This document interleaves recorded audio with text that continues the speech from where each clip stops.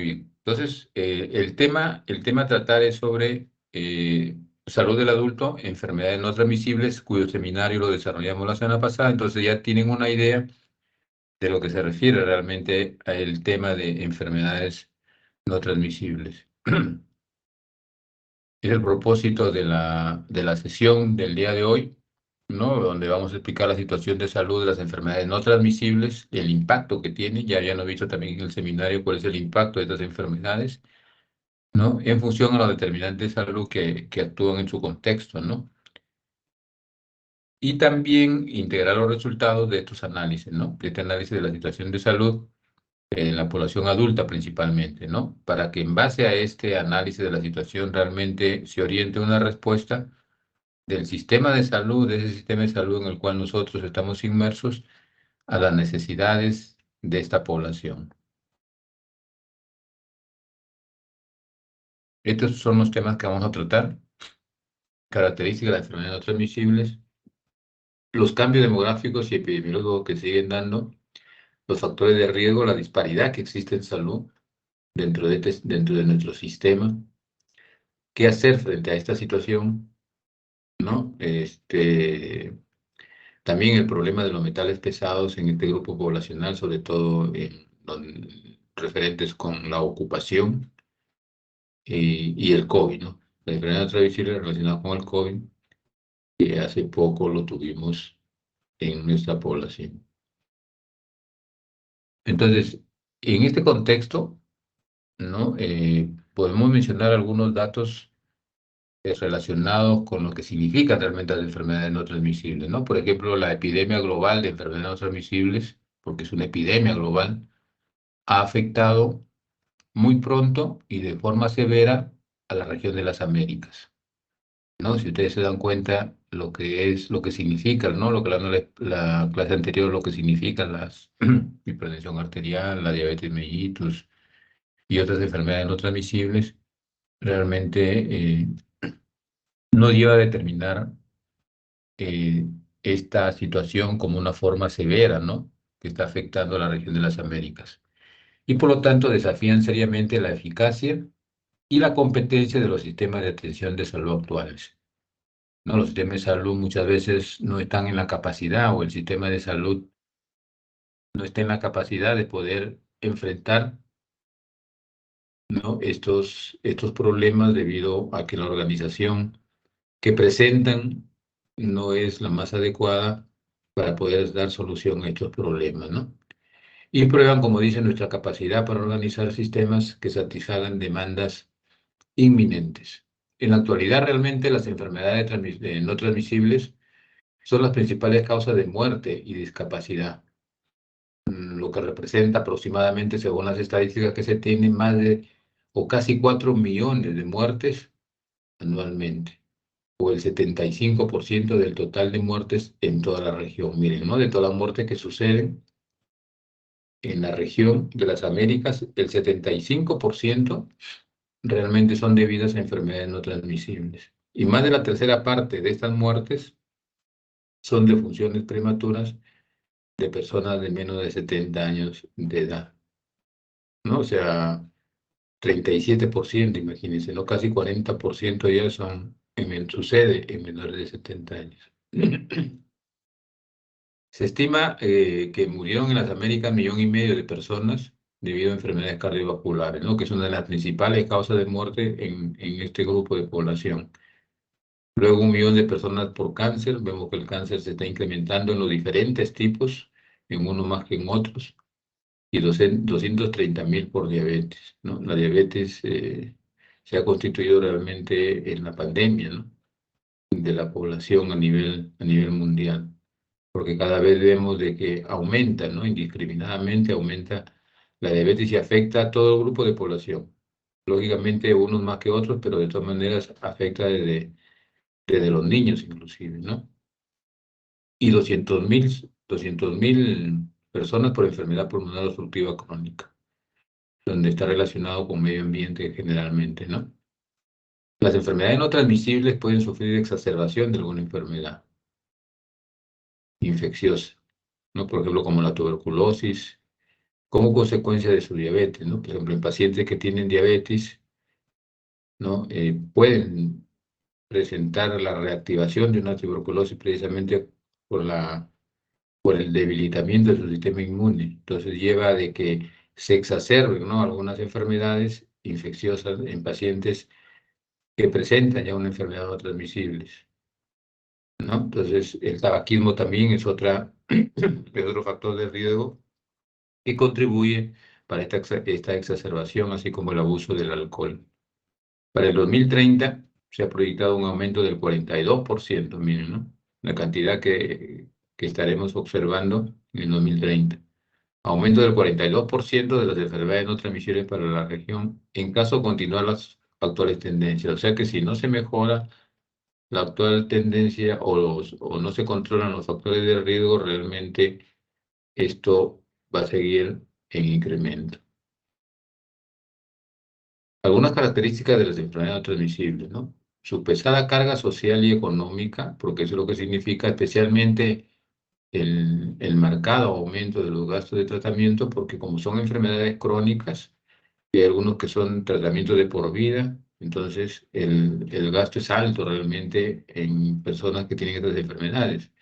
Entonces, estos gastos o altos o el incremento en los gastos, sobre todo en el tratamiento, menoscabe el bienestar individual y familiar y amenaza con obstaculizar el desarrollo social y económico, ¿no? Porque gran parte del presupuesto de los países tienen que estar direccionados para el control de estas enfermedades, ¿no? Y el presupuesto familiar, lógicamente, de igual manera, ¿no? Un paciente, por ejemplo, con diabetes tiene que tomar medicina durante toda su vida. Y si no tiene un seguro, ¿no? Si no tiene un beneficio respecto a un ingreso económico, ¿no? Para poder adquirir sus medicamentos, entonces realmente lleva a un menoscabo, ¿no?, dentro de lo que es la parte económica familiar e individual también, ¿no? Porque el trabajo que realiza o lo que gana lo lleva para controlar sus enfermedades, ¿no? Igual un hipertenso que tiene que tomar todos los días y que los medicamentos muchas veces no son baratos y lo que nos otorga el Ministerio de Salud en las farmacias, en algunas oportunidades el abastecimiento disminuye y la población tiene que estar comprando, ¿no? Engendran consecuencias económicas también y sociales, cada vez más graves en todo el mundo, y amenazan los recursos de atención de salud de los distintos países, ¿no? O sea, el presupuesto asignado, los recursos asignados en salud realmente son utilizados, ¿no?, en gran cantidad para el control de las enfermedades. Pueden reducirse, pero solo cuando los líderes de gobiernos acepten y aprueben los cambios y las innovaciones en la atención de salud. O sea, que todo aquí va mucho que ver la voluntad política, ¿no? La voluntad política para que se den esos cambios que permitan mejorar el sistema de salud. Un sistema de salud que realmente, como siempre decimos, es obsoleto, ¿no?, para las actuales necesidades de la población en materia de salud. La epidemia de las enfermedades no transmisibles en las Américas realmente ha sido provocada por un cambio demográfico, económico y social. Miren que el cambio demográfico precisamente lleva al incremento de la presentación de estas enfermedades no transmisibles. La epidemia de estas enfermedades ha sido provocada por un cambio demográfico, económico y social sin precedentes, ¿no? Porque se han visto ustedes el cambio de las pirámides poblacionales, ¿no?, cómo se ha estado dando. Anteriormente era de base ancha, ¿no? Actualmente eso se ha reducido, ¿no? Y el triángulo que terminaba en una punta, ahora ya no termina en punta, sino que tiene un ápice mucho más ancho, ¿no? Y ha llevado precisamente todo esto y estos cambios ha llevado a los factores de riesgo a alcanzar niveles nunca observados, ¿no? O sea, la población se ha visto más expuesta a factores de riesgo para adquirir estas enfermedades. Entonces, todos esos cambios lo que ha llevado, ¿no? Las mejoras en la supervivencia infantil, al embarazo seguro y a los éxitos en la lucha contra las enfermedades infecciosas, realmente estamos, frente a eso, estamos experimentando una transición demográfica, ¿no? O sea, esos cambios que ustedes ven en la pirámide poblacional precisamente están dados por esto, ¿no? Una supervivencia infantil, hay un embarazo seguro y lo que se va consiguiendo realmente en la lucha con enfermedades infecciosas. Y esta es la transición demográfica de la que hablábamos, ¿no? En 1973, miren la base, ¿no? Población infantil en mayor número, ¿no? La población infantil. Y miren el vértice angosto, ¿no?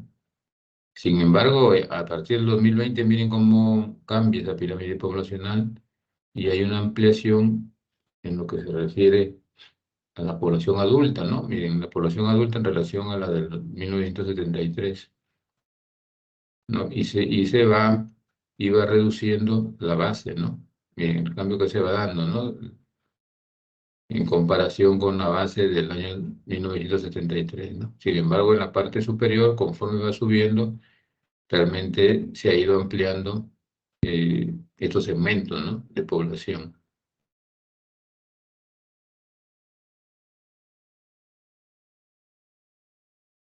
Ahí, ¿no? También vemos la evolución de la esperanza de vida y de la tasa de mortalidad, ¿no? Estas barras o cilindros llevan o nos hacen notar, ¿no? Cómo ha ido incrementándose la esperanza de vida en nuestra población, ¿no? Lo observamos, ¿no? De acuerdo al año, de acuerdo a los años conforme van transcurriendo, se nota que la esperanza de vida se ha ido incrementando, ¿no? Ahora, hasta este año, que fue en el 2005, porque este es un estudio que se hizo, hasta el 2005 la esperanza de vida aumentó de 45 que era acá en este año, entre el 50 y 55. Miren, ¿no? Al 2005 se ha incrementado hasta 70 años, ¿no? Y actualmente la esperanza de vida es más de 70 ya, ¿no? Entonces, ¿cómo se va incrementando la esperanza de vida? Entonces, la población adulta, lógicamente, si se incrementa la esperanza de vida, va a haber aumentado este grupo de población. El incremento también acelerado de la población urbana, miren, ¿no? Cómo se ha incrementado, ¿no? Cómo se ha incrementado la población urbana entre estos años, ¿no? De 1940 al 2005, ¿no? Un incremento rápido, ¿no? Y donde tiene que ver también lo que es la migración, ¿no? De la gente de la población de las zonas rurales hacia la población, hacia las zonas urbanas, ¿no? Y que ha llevado realmente a este incremento rápido, ¿no? De este grupo poblacional. Entonces, ¿cuál es la situación real de la salud en las Américas, ¿no? El aumento de esperanza de vida, y ya lo hemos observado, 8 de cada 10 personas vivirán más de 60 años y más de 4 de cada 10 vivirán más de 80. En la región, las personas viven en promedio 9 años con limitaciones funcionales o discapacidad, ¿no? 9 años viven discapacitados, miren, y las consecuencias eh, que tiene, ¿no? Tanto en forma individual como en la sociedad y en la familia, la discapacidad en la población, ¿no? Pero hay 9 años que las personas viven en esta situación, ¿no? Ahora, la esperanza de vida saludable no ha sido tan exitosa, ¿no? Lo que se buscaba, ¿no? Una cuarta parte de mayores de 60 años vivirán con mala salud, o sea, un 25% de la población mayor de 60 vive con mala salud.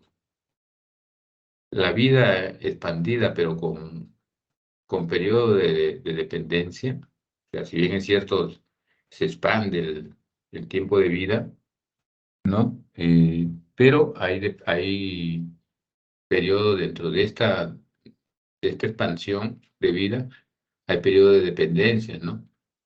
O sea, que requieren del cuidado de otras personas realmente, ¿no? Y esto limita el desarrollo, ¿no? de la población, sobre todo los que tienen que atender a este grupo poblacional, ¿no? Aquí tenemos, este es un estudio que se realizó en el cual se considera la muerte, ¿no? Por 100.000, tanto en el 90, en ambos sexos, ¿no? Y en todas las edades. Estas son las causas de muerte, ¿no? por 100.000, tanto en el 90 como en el 2019. Miren, en el 1990, la primera causa de muerte eran las infecciones respiratorias. Miren el cambio, ¿no? En el 2019. Las infecciones respiratorias pasaron a un primer lugar y pasan las enfermedades crónicas, ¿no? Como el cáncer, enfermedades cardiovasculares, ¿no? La diabetes en el 2019 pasa a ser una de las principales causas de muerte, ¿no? Habiendo sido en el 90 la octava, ¿no? La octava causa, ¿no? Entonces, son cambios que se van dando donde las enfermedades crónicas, ¿no? Y enfermedades no transmisibles pasan realmente a ocupar los primeros lugares debido a esos cambios demográficos que hemos observado, ¿no?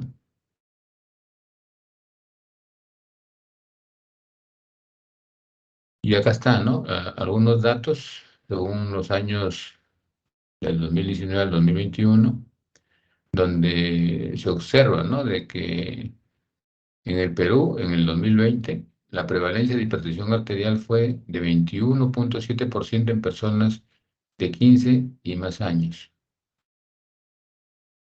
Y en el 2021, esta prevalencia se incrementó, ¿no? De 21,7, aunque no en un gran porcentaje, pero sí se incrementó al 22,1%. En este año, precisamente en el 2020, los hombres fueron más afectados que las mujeres, ¿no? Igual manera, en el 2021, los hombres también fueron más afectados, ¿no? Por los factores de riesgo realmente que están relacionados con lo que es la hipertensión arterial, ¿no? Pero se vio que había un incremento en cuanto a la prevalencia de hipertensión arterial en este grupo poblacional, ¿no? Con diferencia de predominio de los varones.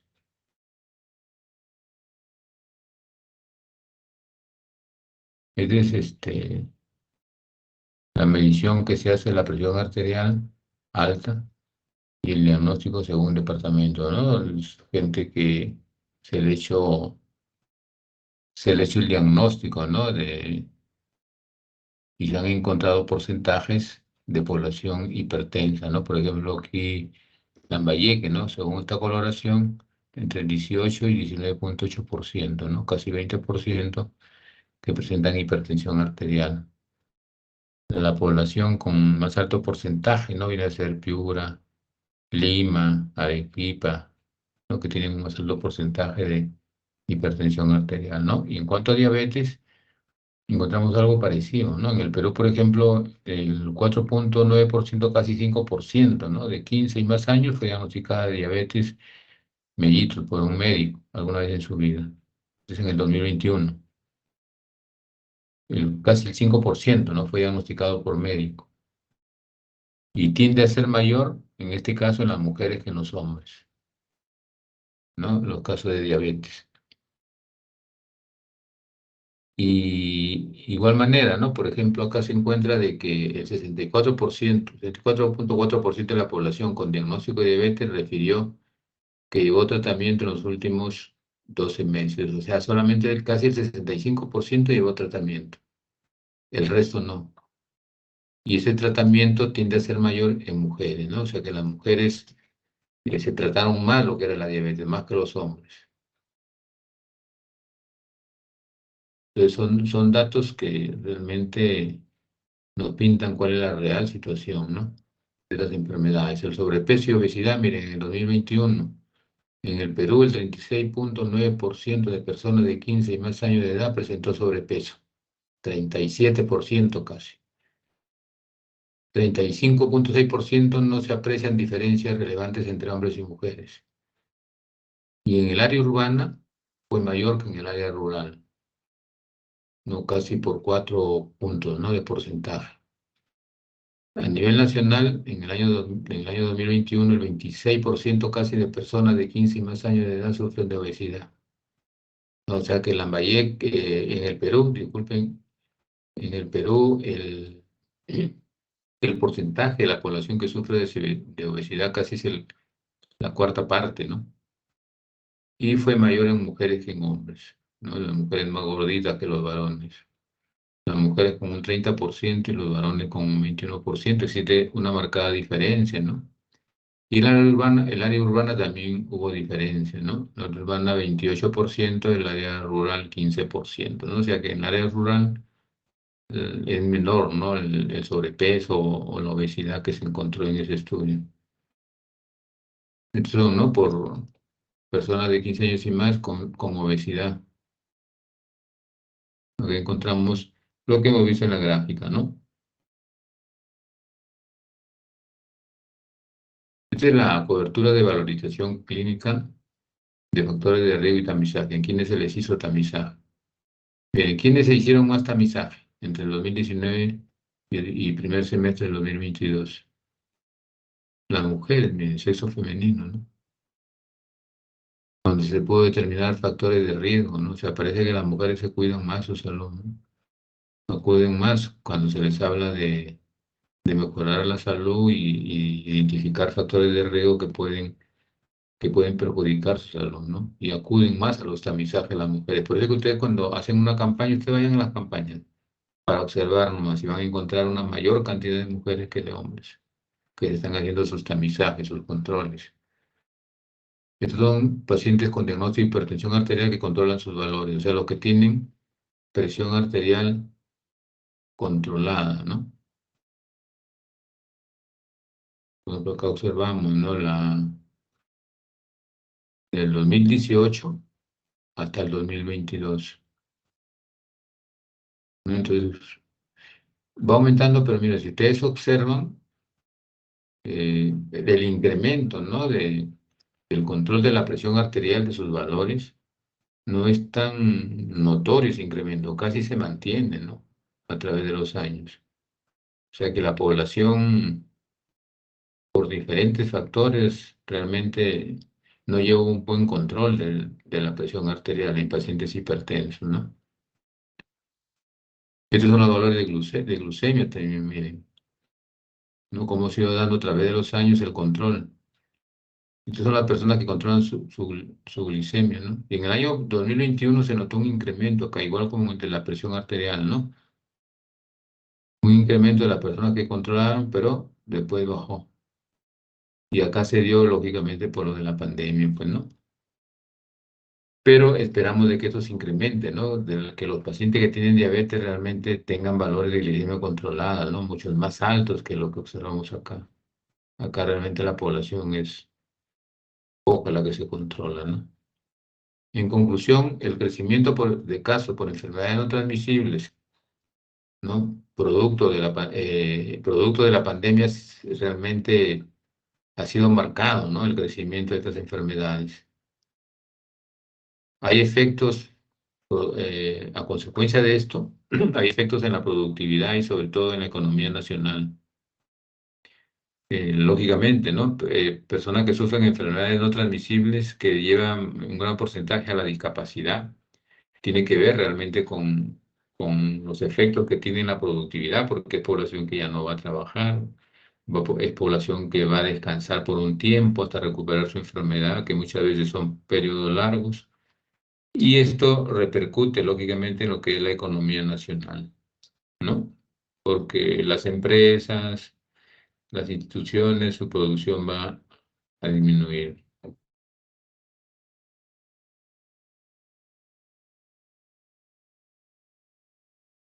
Esto estamos viendo, ¿no? Lo que vimos anteriormente de la población estimada, el número de personas que sufren diabetes. Miren, todos los países, si ustedes ven acá, todos los países con población alta de diabetes.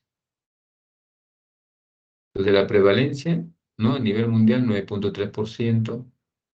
El 20% son adultos mayores entre 75 a 79 años, ¿no? La población que sufre diabetes. Entre estos años, el 20% corresponde de todos los pacientes con diabetes. Solo un 7,5% tuvo control de una hemoglobina glicosilada, un LDL y su presión arterial. Solo el 7,5%.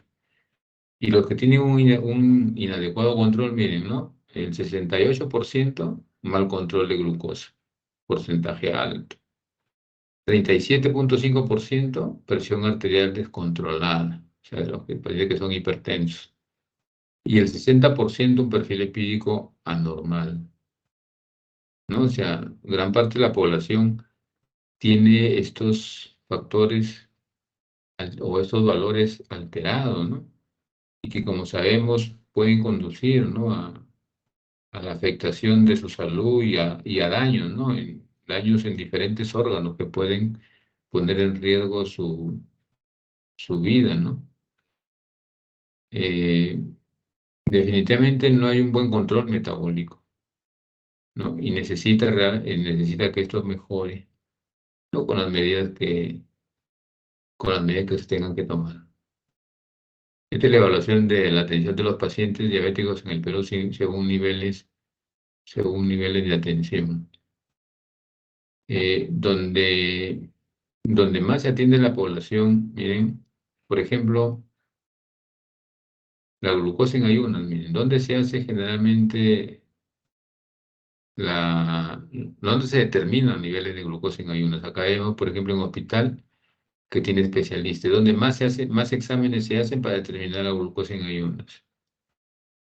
Hemoglobina glicosilada, también, ¿no? Se hace en mayor porcentaje en hospitales con especialistas. Igual LDL, creatinina, ¿no? Se hace en estos hospitales. Y la evaluación de la alimentación, ¿no? En un hospital de menor nivel de complejidad o también en nivel 1 y nivel 2, ¿no? Se hace más evaluación de nutrición o de la alimentación o evaluación nutricional y evaluación de los ojos también, ¿no? Evaluación de los ojos que se hace en mayor porcentaje en el segundo nivel. O sea, son los niveles donde la población recibe su atención. Miren estas estadísticas que lleva a que la población muchas veces no se atienda, ¿no? El tiempo de espera a la consulta de 1 a 3 meses. Uno saca una cita, este es en el tercer nivel, ¿ya? Saca una cita y se la dan entre 1 a 3 meses. Solo 50% accede a medicación completa. Se le dan su receta, a veces la farmacia tiene todo lo que le indican, el 50% y el otro 50% solo le van a dar parte de la receta. 50% no accede a análisis de laboratorio completo, ¿no? Le piden sus exámenes, el médico pide para que se haga su control y el 50% no le hacen exámenes, porque no hay reactivos, porque los equipos están malogrados, ¿no? Y diferentes motivos. 66% tiene la hemoglobina glicosilada no controlada. 66%, miren lo que significa ese valor. Estos pacientes precisamente que tienen hemoglobina glicosilada no controlada son los que están haciendo las complicaciones, ¿no? Son entre los cuales están los pacientes que van a ser amputados, los pacientes que quedan ciegos, los pacientes que producen su insuficiencia o que presentan insuficiencia renal terminal, ¿no? El 90% no tienen evaluación de riesgo de pie diabético y terminan haciendo pie diabético. Algunos se les controla, otros terminan en amputación. Y 92% no tienen evaluación del fondo de ojo, ¿no? Como para hacerse un control, miren, a pacientes diabéticos, muchas veces nos preocupamos por controlar la glucosa, ¿no? Que baje la glucosa, pero no nos preocupamos porque no nos preocupamos porque por hacerle un fondo de ojo para ver cómo está eh, su visión, ¿no? Si no se ha visto afectada, porque sabemos que la diabetes afecta realmente, ¿no? Hay una elevada demanda de diabéticos complicados, en especial el pie diabético, falla renal terminal y retinopatía, ¿no? De aquí viene la ceguera, viene la diálisis, el paciente que tiene falla renal terminal y las amputaciones, ¿no? Que son los más frecuentes que observamos. Bueno, en nuestro sistema de salud peruano realmente el petitorio de medicamentos es limitado, ¿no? Uno va y no encuentran. Hoy día encuentran, mañana ya no encuentran ya, ¿no? Los que van primero son los que encuentran y ya después ya no hay. Se requiere mejorar la política de prevención de la diabetes y sus complicaciones. Definitivamente, no vemos de que la diabetes realmente es poco lo que se hace en prevención. Lo que estamos haciendo más es en manejo ya de complicaciones, ¿no? Se necesita mejorar la capacidad, la capacitación a los profesionales, el equipamiento de equipos para hacer hemoglobina glicosilada y el abastecimiento de la medicación. Capacitación es básico, ¿no? O profesionales de que a veces salen de las universidades y que muchas veces desconocen algunos conceptos actualizados sobre lo que es el manejo de estas enfermedades, ¿no? A veces los hospitales tampoco tienen el equipamiento para poder realizar los exámenes necesarios y no hay la medicación, no llegan a los hospitales la medicación para poder tratar a esos pacientes, ¿no? Como consecuencia, los profesionales, hay profesionales poco entrenados realmente en el manejo de la diabetes y sus complicaciones, ¿no? A veces vemos indicaciones, ¿no? Que se dan y que no tienen la menor coherencia de lo que debería indicarse en un paciente que tiene diabetes y puede evitar complicaciones. Las guías no están actualizadas, a pesar que existen guías, ¿no? A nivel mundial que nos pueden servir para adecuarlas, ¿no? Y aplicarlas según nuestra realidad, pero no se actualizan las guías. Si van a los hospitales o no hay guías, o tienen guías pues de hace 20 años, 25 años. La inercia terapéutica, de igual manera, ¿no? A veces no se siguen los tratamientos. La falta de cumplimiento del tratamiento. Hay poca adherencia al tratamiento. No hay una concientización de lo que significa realmente la toma de medicamentos en estas enfermedades, ¿no? Hay un mal control metabólico, ya ustedes han visto, ¿no? Con las cifras que les hemos mostrado, han visto cómo son esos controles metabólicos. Hay una mayor frecuencia de complicaciones agudas y crónicas, ¿no? Las hipoglicemias, las hiperglicemias, las cetocidosis diabéticas, ¿no? Después las complicaciones vasculares que llevan a la amputación, la ceguera, ¿no? Entonces, todo eso viene la consecuencia. Ahora, ¿cuáles son los factores de riesgo, no? Hay factores de riesgo que son modificables y otros que son no modificables. Dentro de los no modificables, sobre los cuales no podemos hacer nada, está la edad, los sexos, el sexo, la menopausia y la herencia. Son factores no modificables, ¿no? Sobre eso ya es algo fisiológico. Y los modificables, o sea, sobre los cuales sí podemos intervenir, miren cuáles son. Tabaquismo, hipertensión, aumento de colesterol LDL, disminución del colesterol HDL, la obesidad, el sedentarismo y la diabetes mellitus. Sobre esto sí podemos intervenir.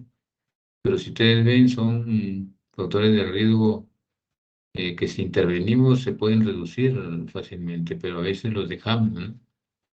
Los dejamos y no los trabajamos, ¿no? Para tratar de buscar su reducción. Ahí está, ¿no? Los factores realmente de riesgo y con qué tienen relación, ¿no? Todos estos factores de riesgo en ese cuadro. Y según la OPS, más de casi 4 millones de muertes ocurren en las Américas por causas relacionadas con factores de riesgo prevenibles.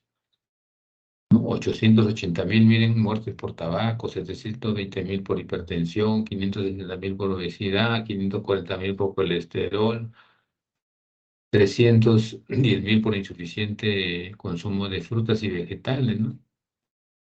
Pudiendo consumir frutas, vegetales que se tienen a la mano, ¿no? 270.000 por consumo de alcohol y 260.000 por inactividad física, ¿no? Son las muertes que se presentan, ¿no? Por tabaco y cáncer, mire, entre la relación, mejor dicho, entre tabaco y cáncer, aquí está, ¿no? En la boca, en la faringe, en la tráquea, en los riñones, miren, ¿no? Por el cáncer de todos estos órganos, producto del tabaco, ¿no? Según estudios se encontró una relación entre el cáncer en estos diferentes órganos y el tabaco. Hasta el cáncer de piel, miren, el no melanoma, ¿no? Y luego las disparidades en salud. La disparidad en salud, no hay factores, hay diferencias socioeconómicas que determinan realmente la exposición a riesgos, ¿no? Y así también como el acceso al tratamiento temprano, la atención médica, a veces la población no acude porque, no tempranamente porque una que no conoce realmente el problema real de la enfermedad otra por la accesibilidad o también otro porque no tiene los medios suficientes, ¿no? Y hemos analizado, ¿no? Las demoras cuando hemos presentado, ¿no? El seminario y ahí nos hemos dado cuenta que en todas las demoras realmente eh, se presentan, ¿no? Cuando la población presenta un problema de salud. La falta de recursos financieros que colocan a las poblaciones marginadas en una desventaja significativa, ¿no? Poblaciones pobres realmente que a veces no tienen los recursos financieros para poder atender a sus problemas de salud. Con frecuencia, en las poblaciones vulnerables, las enfermedades se detectan tardíamente, ¿no? Y ustedes conocen el por qué en poblaciones vulnerables las enfermedades son detectadas tardíamente, ¿no? Cuando ya está complicada. Ahora, frente a todo esto que me han presentado, ¿qué hacer? Porque todo es problema, ¿no? Hasta ahorita hemos visto problema, y la población que no puede acceder a los servicios, el servicio que no puede solucionar el problema de salud a la población, falta de recursos, ¿no? Entonces, ¿qué hacemos con eso? La OPS realmente estableció una estrategia, ¿no? Para la prevención y control de las enfermedades no transmisibles, comprendida entre 2012 y 2025, ¿no? Que está actualmente aplicándose. Y esto es con participación de todos los sectores, un trabajo multisectorial para la prevención y el control de las enfermedades no transmisibles, ¿no? Para el control de factores de riesgo y factores protectores de las enfermedades no transmisibles. Entonces, enfrentar realmente factores de riesgo no es salud solamente, sino son diferentes sectores que tengan que ver con salud ambiental, que tengan que ver con lo que se refiere a agua, el abastecimiento de agua, desagüe, red de desagüe, ¿no? O sea, diferentes sectores que participan, la educación también, ¿no? Lo que es la parte educativa. Y los servicios de igual manera, ¿no? Los servicios que se ofrecen en los establecimientos, ¿no? Tiene que haber una buena respuesta del sistema de salud a estas enfermedades que se presentan y a los factores de riesgo también que lo producen, ¿no? Porque de nada ganamos tratando solamente las enfermedades y dejamos sin atender los factores de riesgo, ¿no? La vigilancia y la investigación de las enfermedades no transmisibles. Son las intervenciones que se proponen, ¿dónde realizarlas? Realmente desde los hogares, ¿no? En los hogares, en las escuelas, en los centros de salud, hasta en el lugar de trabajo también, ¿no? Y en las comunas. Es ahí donde se debe realizar, ¿no? ¿Cómo realizarlas? Mediante la comunicación, mediante la educación, la participación de todos los que tienen que ver con la solución del problema, la abogacía y la sectorialidad, ¿no? Participación de los diferentes sectores. Intervienen aquí, ¿no? Sobre los condicionantes, ¿no? Que vienen a ser la alimentación, la actividad física, el tabaco, ¿no? Hacer actividades dirigidas hacia esos condicionantes, ¿no? Protectores ambientales y psicosociales. Luchar contra el consumo del tabaco. Miren que el tabaco es responsable de un 80-90% del total de las defunciones provocadas por tumores malignos de cavidad bucal. La laringe, el estómago y el esófago. Y casi no le damos importancia a esto de acá, ¿no? Y sin embargo, los tumores en cavidad bucal se siguen incrementando. La inactividad física también es un problema crítico de salud pública, ¿no? Los que llevan vida sedentaria también sabemos el factor de riesgo que significa. Hay que promover cambios en la alimentación, ¿no? Promover los cambios alimentarios, las alteraciones de la conducta alimentaria en el consumo rico en azúcares, ¿no? Disminuir la cantidad de azúcares, el consumo, ¿no? De los azúcares, las grasas de igual manera. Pero promover el consumo de frutas y verduras y de agua, ¿no? Vemos en la calle, en los mercados, todo eso, la fruta, la verdura, que compran poco y compran otras cosas realmente que compran el jolón, la mortadela y cosas que van a afectar realmente negativamente la salud, ¿no? 42 de hombres con preobesidad, 42%, y 35 mujeres. O sea, la obesidad se encontró más en hombres, ¿no? Que en mujeres. 76% de hombres con obesidad y 22% en mujeres con obesidad. Ese es el exceso de peso, miren, ¿no? Miren en los jóvenes, ¿no? Sobrepeso y obesidad. En los jóvenes, 42%, o sea que es considerable, ¿no? La presentación de jóvenes con exceso de peso y con obesidad, miren, 42,4%, más que los escolares y adolescentes en los jóvenes, ¿no? Y los adultos realmente son los que presentan el mayor porcentaje, que va disminuyendo conforme van pasando a lo que es el adulto mayor, ¿no? Va disminuyendo. La venta de la bebida gaseosa en las Américas hasta el 2003, ¿no? Tenemos, por ejemplo, ahí el rojo es en América Latina y la otra columna o la otra fila es en América del Norte. Mire cómo aumentan los rojos. En América Latina la venta de gaseosa en relación a América del Norte. Estos son unos estudios de investigación, resultados, ¿no? De un estudio de investigación que se realizaron en 4 regiones del país, ¿no? De nuestro país y considera que entre los peruanos de 15 años a más existen 650.000 personas con diabetes. Alto el número, ¿no? 2.900.000 de hipertensos, gran cantidad. 4 millones de obesos, ¿no? Y cerca de 12 millones con sobrepeso. Casi 12 millones, miren, de nuestra población con sobrepeso. Alto, ¿no? Si consideramos en relación a otros países. Aquí están las causas básicas, no tanto económicas, políticas y sociales, de toda esta situación que estamos presentando, ¿no? Por ejemplo, aquí tenemos respecto a lo que es el acceso y la disponibilidad, las presiones del mercado, los entornos y el comportamiento que lleva a la utilización de bebidas azucaradas, ¿no? Y esto sumado al sedentarismo, a la escasa actividad física, al consumo de alimentos de alta densidad energética, ¿no? Grasas, carbohidratos altos en sodio, ¿a qué lleva la producción de sobrepeso y obesidad? Y el sobrepeso o obesidad conduce lógicamente a la diabetes, la dislipidemia, la arteriosclerosis, la hipertensión arterial, el cáncer inclusive, ¿no? Las enfermedades cardiovasculares.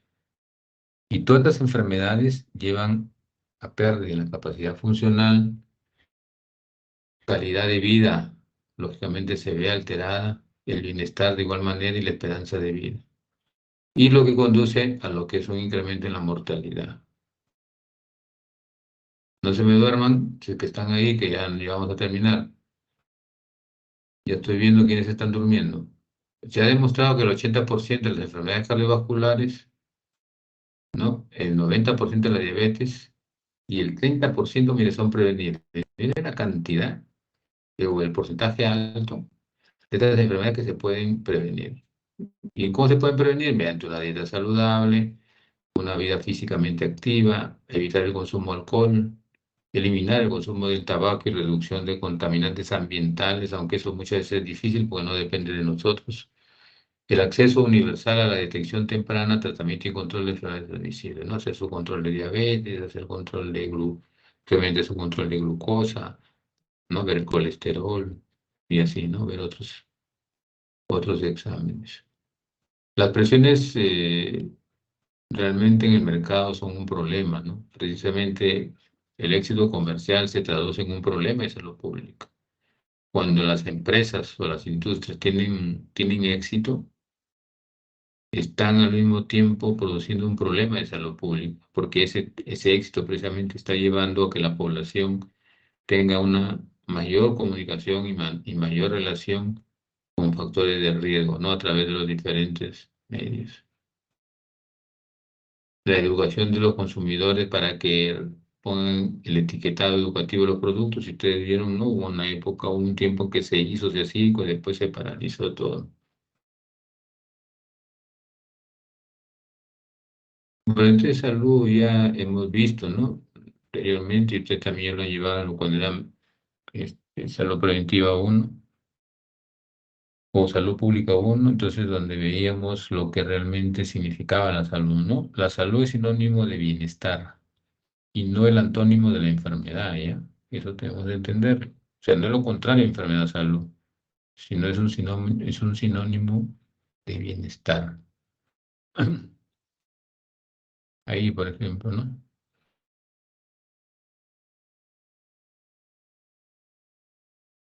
De ahí nuevamente, ¿no? Se atiende, se cura, ¿no? Se le mejora todo y de ahí regresa a las condiciones de vida nuevamente que le enfermaron. Vuelve a estar dentro de ese entorno, ese ambiente, ¿no? Y otra vez se crea ese círculo. Ahí está, ¿no? En los servicios de salud lo que tiene que hacerse es un enfoque de atención de acuerdo a estos problemas de salud, el modelo de los cuidados crónicos que se ha planteado, donde parte de todo este sistema es importante la participación de la comunidad por el tipo de problemas que se presentan. Y lo de acá también un equipo de salud bien preparado, ¿no? Si no tenemos un equipo de salud bien preparado, lógicamente no va a haber una buena atención. Aumentando la inversión también en la prevención de enfermedades, ¿no? En salud, por ejemplo, nuestro país es de los países con menor porcentaje que utiliza en el aspecto preventivo promocional. En el contexto del COVID, ahora sí, para ir terminando, no, ya justo estamos en la hora. Las enfermedades, acá tenemos las enfermedades no transmisibles, donde hubo un incremento de la hipertensión arterial, diabetes y obesidad. Y esto debido a un consumo del tabaco, ¿no? Y este consumo del tabaco y de dieta no saludable dada por una globalización, ¿no? Una urbanización y un envejecimiento de la población. Y todo esto constituye los determinantes sociales de la salud, ¿no? Todos estos determinantes sociales de la salud, donde está la globalización, la urbanización, el envejecimiento, el consumo del tabaco, la dieta no saludable llevan precisamente a la presentación de enfermedades no transmisibles. Nunca hemos visto una relación tan mortífera entre una enfermedad infecciosa y las enfermedades no transmisibles. Algunos de los datos son realmente alarmantes, ¿no? Especialmente para nuestra región, donde las enfermedades no transmisibles son generalizadas. Muy bien, entonces, estos son lógicamente las enfermedades no transmisibles como la diabetes, la hipertensión, la obesidad, el sobrepeso. Ya sabemos los riesgos que tuvieron durante la pandemia y el riesgo de morir de esta población principalmente, ¿no? Que tenía a mayor edad, mayor comorbilidad o mayor porcentaje de obesidad, ¿no? O de otras enfermedades realmente no transmisibles llevaron a que el riesgo de morir sea más alto en estas personas, como que se dio así, pues, ¿no? Este es el riesgo de morir por COVID, ¿no?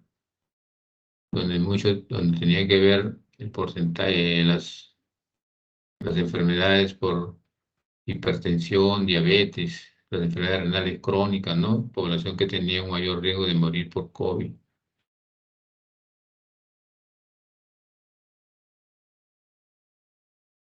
Fallecidos por COVID-19 con registro de enfermedades no transmisibles, ¿no? Que tenían hipertensión, diabetes mellitus y cáncer. No, pero este no es el total, ¿no? Este es un inicio, ¿no? Cuando recién empieza la pandemia, ¿no? Porque si no, ustedes me dirían, pero son poquitos, ¿no? Que han fallecido. Ahí está, ¿no? COVID fallecidos que registran diabetes. Pues también, pacientes con COVID que registran diabetes. Mire la cantidad de que han fallecido, ¿no? Y que tienen diabetes. Esos son los que registran cáncer en menor porcentaje que los que registran diabetes, ¿no? Si ustedes comparan, miren, ¿no? Esos son los que registran diabetes, un mayor número, ¿cierto? Que los que registran cáncer, es donde disminuye también, ¿no? Pero la mortalidad también, digamos, no es tan baja, ¿no? Entonces, tiene que haber una organización a todo este problema, ¿no? Y hay que organizar la respuesta, el sistema de salud. Tiene que haber una comunicación efectiva con el paciente crónico implementar teleconsultas, telemonitoreo con pacientes con enfermedades crónicas, porque realmente esos pacientes son los que no pueden ir a los establecimientos de salud, dejan de ir y ahí vienen las complicaciones porque no reciben medicación, no reciben evaluaciones. Entonces, una de las estrategias es implementar teleconsultas, ¿no? A través de los cuales se puede atender ese grupo de población con dificultad para el acceso. Facilitar el acceso, ¿no?, a los pacientes a los servicios de teleconsulta y telemonitoreo y facilitar el acceso a la medicación, que hayan medicamentos, ¿no? Y que no solamente se le da la atención y cuando va a la farmacia no hay medicina. Conclusiones: hay un incremento de casos de enfermedades cardiovasculares, diabetes y otras. Es necesario retomar las intervenciones y reforzar sus acciones dirigidas a enfermedades no transmisibles y hay que fortalecer el primer nivel de atención, ¿no? Para poder acercar los servicios de salud a este grupo de población. Ya, pero hay que cambiar el enfoque. O sea, no sentarnos a esperar que llegue la población, sino llevar los servicios hacia la población que lo está necesitando. Muy bien, este es sobre la clase anterior. Jóvenes, ¿están ahí? ¿Están despiertos?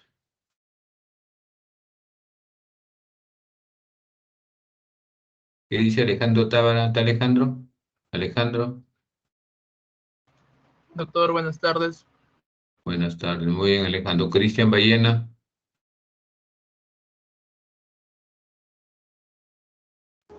Presente, doctor. Muy bien. Muy bien, jóvenes. Entonces, miren, ustedes han visto lo que significan las enfermedades no transmisibles. El gran problema de salud que significan donde, en resumen, el 75% a nivel de las diferentes regiones, 75% de las muertes, ¿no? Son producidas por enfermedades no transmisibles. Que la hipertensión y la diabetes y otras enfermedades crónicas no transmisibles están en incremento cada vez más, que requieren un alto costo o alto gasto por parte del Estado, y no solamente el Estado, sino también individual y familiar, ¿no? Y que existen factores de riesgo que se pueden controlar para así hacer o prevenir la presentación de estas enfermedades. Muy jóvenes, ¿qué les parece si hacemos un receso de unos 10 minutitos, como que descanso un ratito para ya dictar la clase correspondiente del día de hoy? ¿Está bien?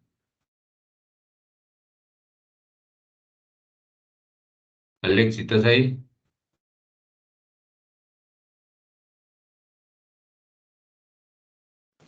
Sí, Doc.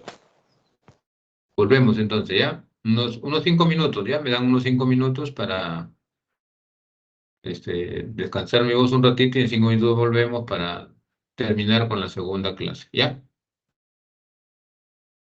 Ok, doctor. Sí, sí, normal, Doc. Muy bien.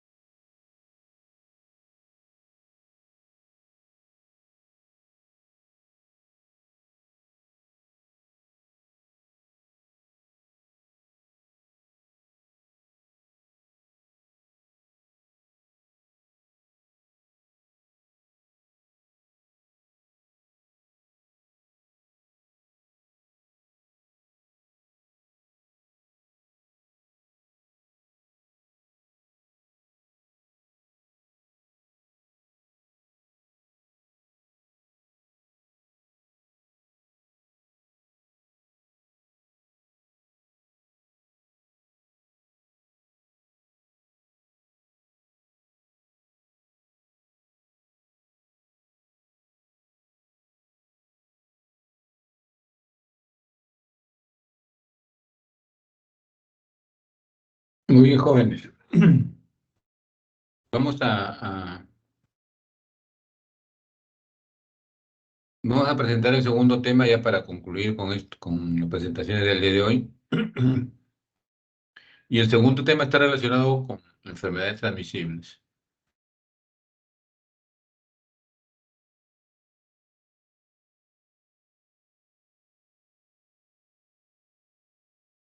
¿Me escuchan? ¿Sí me escuchan? Sí se escucha, Doc. Ya, voy a compartir entonces el PPT y para poder hablar sobre lo que son enfermedades transmisibles, ¿no? Y la diapositiva, el propósito precisamente es reconocer los daños de estas enfermedades que todavía significan y producen una carga de enfermedad, ¿no? A pesar de todos los trabajos, las intervenciones que se ha hecho.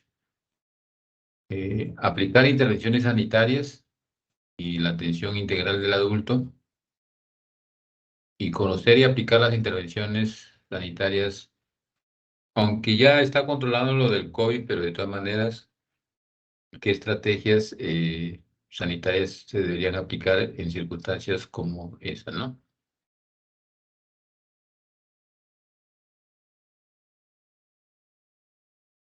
Vamos a hablar sobre esto, el estado situacional de enfermedades transmisibles, determinar las acciones de salud pública y algunas estrategias que se han implementado, y la atención integral de la etapa de vida del adulto, mujer, varón, ¿no? Con sus componentes y paquetes básicos, pero lo vamos a mencionar porque eso está dentro de la norma, ¿no? No lo vamos a tratar ampliamente porque eso ya está en una norma establecida. Vamos a partir entonces por la definición de enfermedad transmisible. ¿Qué significa o cómo se define, ¿no? Es una enfermedad causada por un agente específico o sus productos tóxicos, ¿no? O sea, no solamente por la presencia del agente, sino también por los productos que produce también, ¿no? Y que se produce por su transmisión desde una fuente o reservorio a un huésped susceptible, ¿no? Entonces, a un huésped susceptible ahí entonces se produce la transmisión. Y para lo cual tiene que haber, lógicamente, un agente, ¿no? Acá está, ¿cómo define enfermedad infecciosa? Que es el conjunto de manifestaciones clínicas producidas por una infección. Manifestaciones clínicas, ¿no? Y dentro de esta enfermedad infecciosa tiene que haber una invasión y una multiplicación, ¿no? De un agente en un huésped susceptible, como por ejemplo el sarampión, la rubeola, ¿ya? Y la infestación es otro término, ¿no? Que tenemos que saber a qué se refiere. La infestación vienen a ser enfermedades producidas por agentes que no ingresan al organismo, sino que permanecen en su superficie y que pueden transmitirse a otro huésped. Y ya entonces eso está claro de infestación, claro, ¿no? En la infestación el germen no ingresa al organismo. Ejemplo, la escabiosis o la pediculosis, ¿no? Donde los piojitos de estas enfermedades permanecen encima de la piel, no ingresan al organismo. Eso viene a ser una infestación.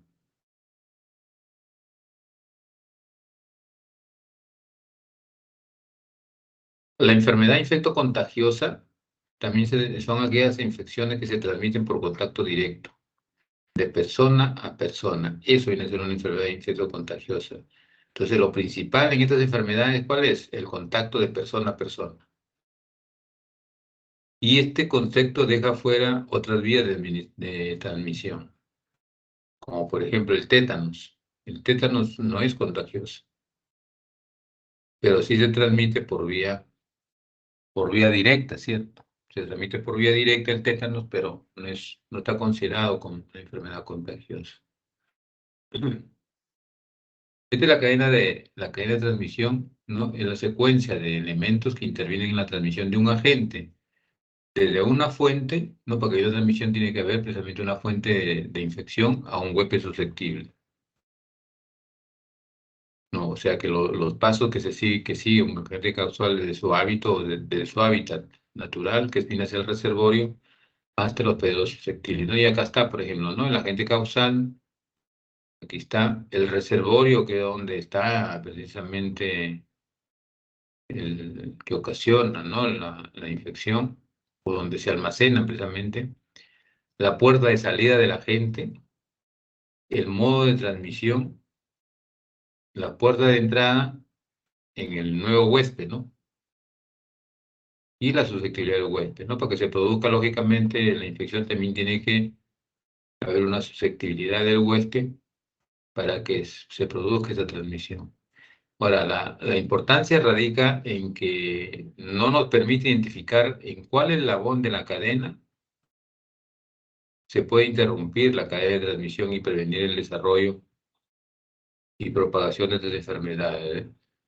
Ya, o sea, si nosotros queremos intervenir en algún punto, podemos cortarle en algún punto, podemos intervenir ahí, y al cortar esta cadena de transmisión, lógicamente podemos prevenir el desarrollo y la propagación de la enfermedad. Ya, o sea, esta cadena graficada en esta forma, realmente lo que nos va a permitir es cortar esta cadena de transmisión y hacer prevención de la enfermedad. Ya, esa es la ventaja de esta cadena, ¿no? Este es un esquema más que todo que nos muestra la magnitud de todas las enfermedades y realmente los eventos sanitarios que se han presentado a nivel mundial, ¿no? Porque, por ejemplo, tenemos el sarampión, la epidemia de sarampión que se presentó en Estados Unidos, ¿no? En el año 2018, donde vieron 220 casos de sarampión, la rubiola en España, la difteria en Haití, la hepatitis, sarampión en Colombia, sarampión en Brasil en el 2018, mire, la difteria en Venezuela en el 2016, sarampión en Chile también hubo en el 2018, el ébola, ¿no? En el 2018, el dengue en Omán también que se presentó con 48 casos, ¿no? Y así, ¿no? Entonces, a nivel mundial realmente están distribuidos todos estos eventos sanitarios y todos esos han cobrado vidas también en la población, ¿no? Ahora, ¿cuál es la importancia, ¿no? de estas enfermedades que producen una alta mortalidad en países subdesarrollados? Alta mortalidad en niños y en ancianos, ¿no? Que son los extremos de la vida y con factores de riesgo realmente que lleva a que tengan esta mortalidad alta. Es un frecuente motivo de consulta, ¿no? Actualmente, por ejemplo, como en el caso del dengue, ahorita la gente llega, ¿no? Uno de los principales motivos de consulta en la población es la fiebre, ¿no? Van por fiebre y la primera posibilidad es de que o se hace, ¿no? El control o el depistaje o el tamizaje para dengue. ¿Por qué? Porque se está presentando casos, ¿no? De dengue. Entonces hay que descartarlo primero en todo paciente febril. Son motivos de ausentismo laboral, ¿no? Por ejemplo, si alguien dice tengo dengue, ya pues ya no va a trabajar. Y efectivamente, ¿no? Igual cuando tienen COVID, de igual manera. Y también ausentismo escolar, ¿no? Sobre todo en los procesos de resfrío, ¿no? Que son transmisibles también, de persona a persona. La posibilidad de epidemias, amenaza mundial, ¿no? Esto es lo que significa realmente las enfermedades transmisibles. Desestabilización, por ejemplo, en el sistema de salud, ¿no? A veces el sistema de salud no se da abasto para poder atender estas enfermedades, hemos visto en el COVID, ¿no? Una enfermedad transmisible. Lo vemos en el dengue, ¿no? Que muchas veces llega el paciente y no tenemos dónde ponerlos en los hospitales. Ya no hay camas. El económico, ¿no? No hay el presupuesto para atender a veces esta población. Se acabaron las pruebas y ya no hay para comprarlas. Las pruebas para dengue, ¿no? Se acaban los tratamientos. Y solamente lo que se ha conseguido hasta el momento de todas las enfermedades transmisibles es lo de la erradicación de la viruela nomás, desde el año 1977. Inclusive polio, hablaba uno ya de erradicación, pero justo se presentó un caso de polio, ¿no? Entonces, esto realmente es lo que le da la importancia a estas enfermedades. ¿Y por qué ocurre todo esto? ¿Cómo podemos evitar, no? Entonces se estableció realmente unos lineamientos de política de salud para el 2007 y 2020, donde uno de los puntos principales precisamente era la vigilancia, la prevención y control de enfermedades transmisibles y no transmisibles, dentro de todos estos lineamientos. Y a partir de estos lineamientos, realmente se plantearon objetivos, ¿no? Y esos objetivos que corresponden a salud, por ejemplo, es asegurar una vida sana y promover el bienestar para todos y en todas las edades. Asegurar vida sana, ¿no? Que hasta el momento eso no se puede dar. Agua limpia y saneamiento, ¿no? A veces no tenemos ni agua, ¿no? Y el saneamiento, ven las calles ustedes, ¿no? Después de la lluvia, que recién la naturaleza y el sol le está secando esos anillos que hay. Reducir la tasa de mortalidad materna a menos de 70 por 100.000, ¿no? Ya hemos visto que ese es el objetivo principal, ¿no? Reducir mortalidad neonatal y poner fin, pues, a lo que es VIH-Sida, tuberculosis y malaria, sobre todo VIH-Sida que a pesar de las medidas de control, ¿no?, que se toman, realmente sigue constituyendo un problema porque sigue incrementándose la transmisión, ¿no? También plantea fortalecer líneas en el sector salud, uno de los objetivos de ese plan que hemos visto, ¿no? Fortalecer líneas que realmente se requiere para disminuir, ¿no? O mejorar algunos indicadores, ¿no? Como la de nutrición, la anemia, el controlar la discapacidad, la mortalidad prematura, ¿no? Reducir los riesgos, ¿no? Sobre todo en la población extrema, ¿no? Tanto en niños como ancianos. Y para eso también hay que plantear intervenciones, ¿no? Y estas intervenciones en lo que son enfermedades transmisibles tienen que ir dirigidas a todos los eslabones de la cadena que ustedes han visto, todos esos eslabones tienen que ir dirigidos, ¿no? Cuanto más eslabones comprenda, lógicamente, mucho mejor va a estar la intervención. Acá está, ¿no? Cuando actuamos sobre el mecanismo de transmisión y medidas sobre la población susceptible, ¿no? Sobre el mecanismo de transmisión, por ejemplo, ¿no? Cuando es contacto directo, están dirigidas fundamentalmente a la educación sanitaria, para que tomen conciencia, ¿no?, el sujeto de cómo se puede enfermar y adopte realmente las medidas que eviten, ¿no?, que contraiga la enfermedad. Y cuando el contacto es indirecto, realmente eh, educar, ¿no?, a la población en lo que se refiere a la higiene de manos, el uso adecuado de barreras, ¿no? Con esto se consiguió bastante con lo de la pandemia, pero actualmente vemos de que ya se está volviendo a lo anterior, ¿no? La desinfección de manos que constituyó, ¿no?, una herramienta principal para combatir lo que era el COVID, realmente ahora como que se está dejando, se está abandonando nuevamente, ¿no? Cuando eso debería permanecer todavía, ¿no? Esterilización del instrumental, control de agua de consumo, aguas residuales, ¿no? Y el control de los vectores, ¿no? La desinsectación, la desratización, el control de residuos, ¿no? Pero también se falla acá, ¿no? Porque miren, como le digo, los anillos de agua, ¿no? Donde están los mosquitos, están los zancudos, como que estamos alimentándolos, ¿no? Para que produzcan la transmisión. O sea, y las autoridades no hacen nada al respecto. Esperan que, como les vuelvo a repetir, que la naturaleza haga su efecto. Que la naturaleza sea quien mejore en la situación. Mientras nosotros observamos cómo la naturaleza puede revertir esta situación.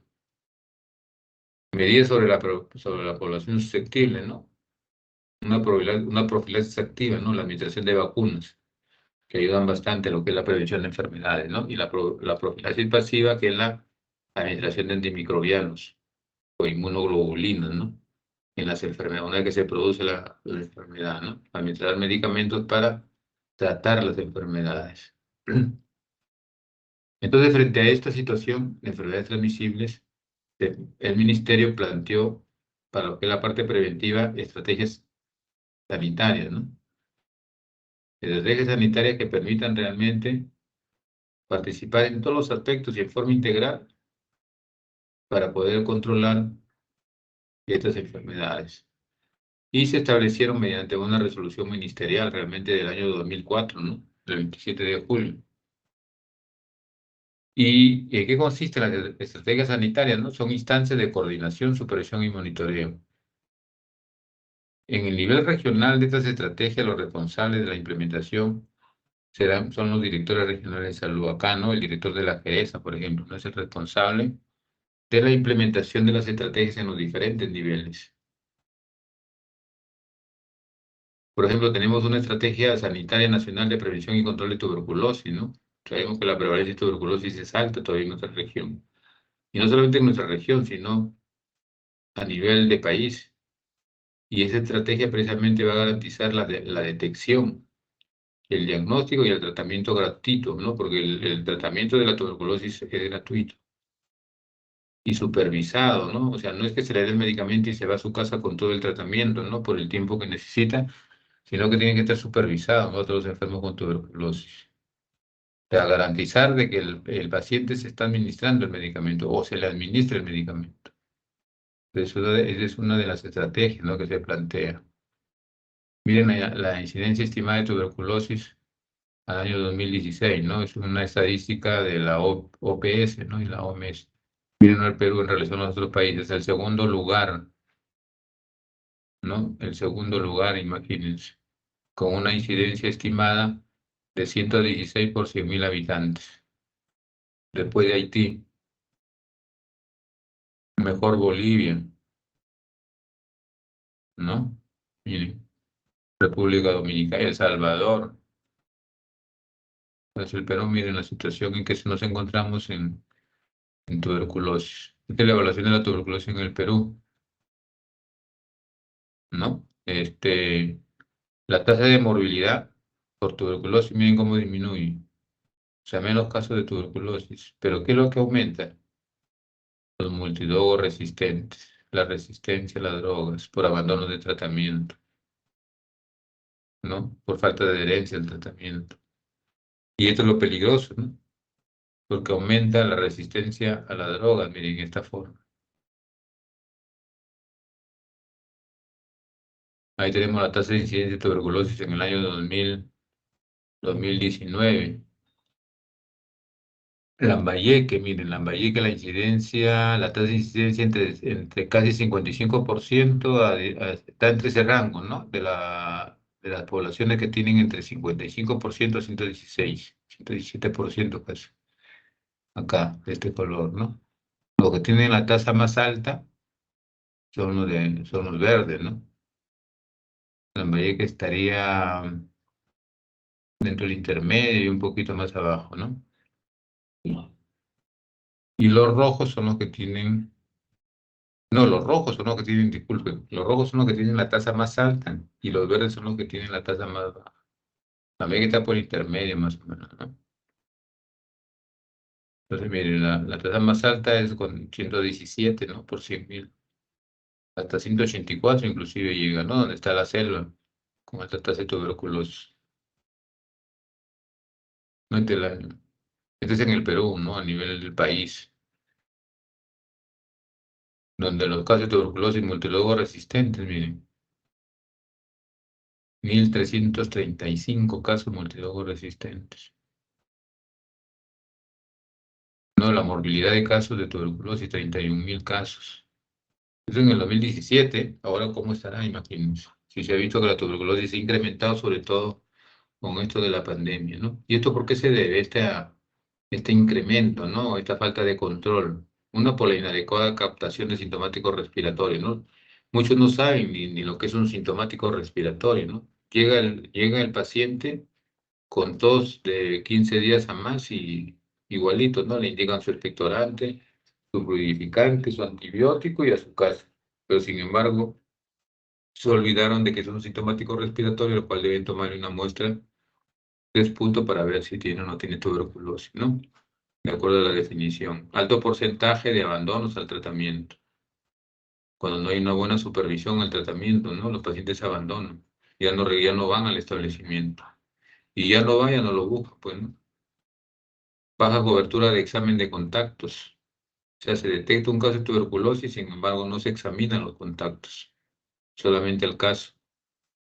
Y dentro de los contactos hay otros que ya adquirieron la tuberculosis, ¿no? A partir de ese caso que ya presentaron. Baja cobertura de terapia preventiva en tuberculosis. La quimioprofilaxis, por ejemplo, que no se sigue, ¿no? El tratamiento. Es la distribución de casos de tuberculosis en todas sus formas, ¿no? Es por etapa de vida, ¿no? El adulto, por ejemplo, ¿no? Los amarillos serían los adultos, ¿no? Entonces aquí está por etapa de vida y casos de tuberculosis, ¿no? Donde vemos, por ejemplo, de que entre el joven y el adulto, ¿no? Este plomito con este amarillo, está el mayor número de casos de tuberculosis. Este es por regiones. Miren Lambayeque, ¿no? 4% Lambayeque de todos los casos. Lima tiene 57%. La Libertad tiene 5%, ¿no? O sea, Lambayeque y la Libertad están por ahí. Lambayeque 4%, la Libertad con el 5%, ¿no? Menos tiene Ucayali, Arequipa, Junín, Ancash.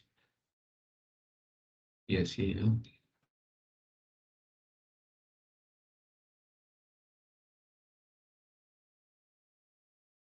Entre las causas identificadas, ¿no? Que se llegaron a identificar para la elevada por mortalidad de tuberculosis se encuentra un manejo inadecuado de las comorbilidades, ¿no? Son pacientes que tienen comorbilidades y que sin embargo no están siendo tratadas y hacen tuberculosis, ¿no? La baja adherencia al tratamiento, la alta transmisión de tuberculosis en la comunidad y el pobre control de infecciones en los establecimientos de salud, ¿no? Llegan los pacientes, no se hace un buen control, no se les da un buen tratamiento, no se les da seguimiento y pasa a ser un factor de riesgo para que esos pacientes aumenten la tasa de tuberculosis, ¿no? Entonces, y esta situación realmente se agrava en situaciones con población cerrada, ¿no? Como por ejemplo en los establecimientos penitenciarios y instituciones armadas, por ejemplo, como en el ejército, ¿no? Varios pacientes con tuberculosis pertenecen al ejército, ¿no? Y han llegado inclusive a los hospitales para su tratamiento. Acá en el ejército se han visto casos, ¿no? De tuberculosis. De dengue se está viendo actualmente, ¿no? El ejército que llega pacientes con dengue. Son los determinantes de salud que ya los vamos a ver, ¿no? Cuando hablen ustedes en el seminario sobre determinantes de salud en el modelo de la tuberculosis, ¿no? Que tienen que ver, muchos de estos tienen que ver con lo que es la transmisión de las enfermedades, ¿no? Son dentro de las estrategias, los componentes que se han planteado. Uno de ellos es la captación de sintomáticos respiratorios del cual les hablaba, de que todo identificar los sintomáticos respiratorios y tomar muestras realmente, ¿no? Examen inicial de contactos, ¿no? Contactos de los pacientes que tienen tuberculosis, el inicio de la terapia preventiva, ¿no? Tratar en los pacientes o manejar la terapia preventiva para evitar que hagan la tuberculosis y también mejorar lo que es el abandono, la tasa de abandono del tratamiento, ¿no? Que se ha visto que, según la gráfica que les mostramos, que se está incrementando sobre todo lo que los multidrogos resistentes, ¿no?